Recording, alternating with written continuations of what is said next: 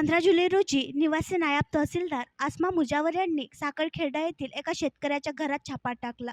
सुरुवातीला शेतकरी घरी नसल्याने त्याच्या कुटुंबाने अधिकाऱ्यांना घरात येण्यास मज्जाव केला होता, परंतु छापा टाकला असता काहीही मिळून आले नाही.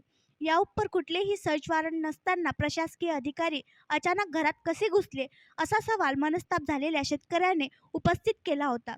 सोमवारी संध्याकाळी नायब तहसीलदार आसमा मुजावर ह्या पोलीस बंदोबस्तात येथील रमेश तुपकर यांच्या घरी धडकले.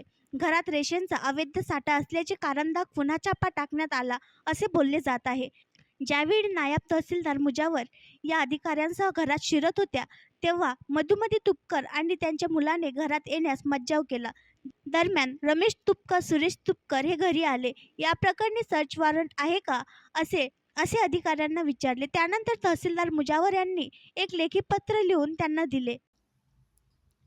आणखी नवीन व्हिडिओ पाहण्यासाठी आमच्या देशमुख एक्सप्रेस न्यूज चॅनलला सबस्क्राईब करा, लाईक करा आणि शेअर करा.